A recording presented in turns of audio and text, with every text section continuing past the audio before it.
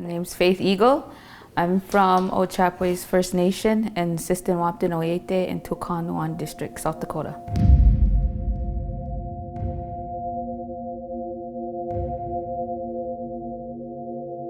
I'm a result of my father was raised in an orphanage and my mother was raised in a residential school, partially because her mother had passed away when she was 5 months old and my dad's mother had passed away when he was 5 years old.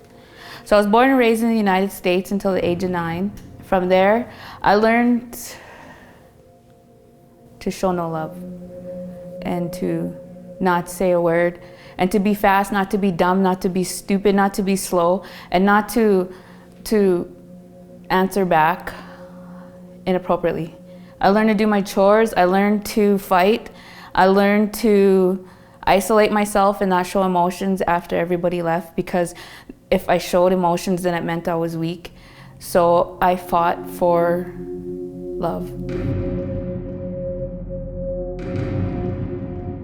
At the age of, I think, 10, we came to Canada and then we lived in Calgary. And living in Calgary, we learned to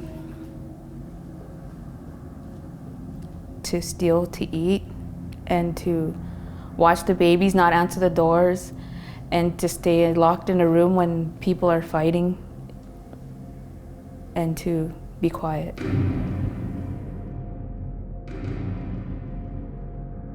So we went back to the United States and my brother happened to have some friends from Minneapolis that came and they said, okay, if we join this gang and then nobody will mess with us, we'll have family, nobody can take that from us and nobody can rip us apart and nobody would fight us and that we would always eat and we'll always have each other's back. And then we would have love and nobody can take that from us, because that's what we all wanted.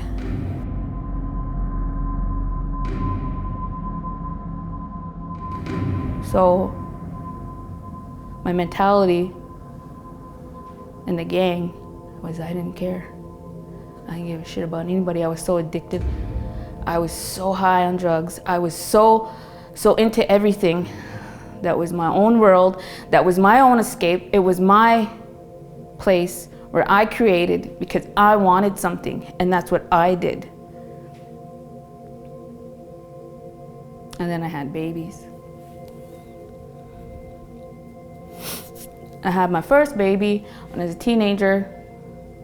The next relationship, I got tortured for 2 days when I was 7 months pregnant.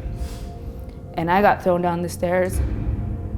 I got thrown in the back and I had to stay in there and I had to fight back. The door locked from the inside, so you needed a key to get out. I tricked him and I got out. I went running.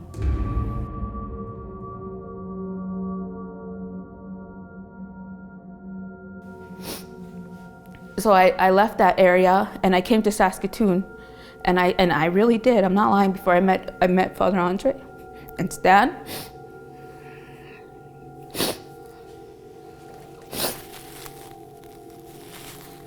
I actually came up here to die. I was gonna find homes for my kids up here because nobody knew me up here or anything. And I was just gonna go on the streets and die. Maybe they'll be in a good place.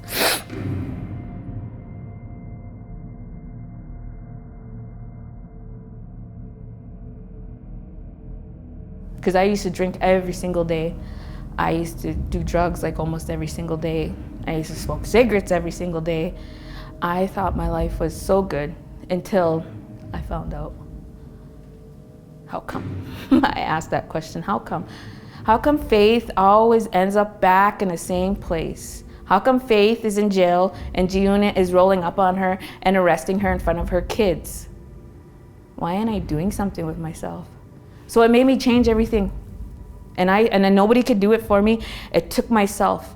And all the pain and all the disgrace, all the shame that I had, I just dropped it.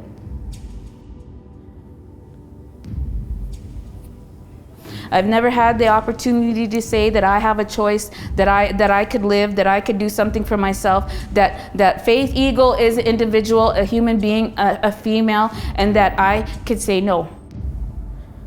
And so I started to trust more, and I started to feel more, and I started to love more, and I started to show this compassion that was shown to me through Straight Up and through my work, because now I have a job. I've never had a legit job. I've held a job now for 6 months, and I actually feel good about it, and I actually feel I can do something now.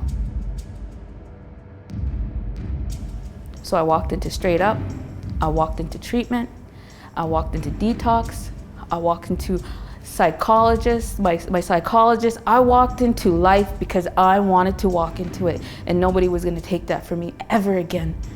And I wasn't going to be stuck because I had a choice now.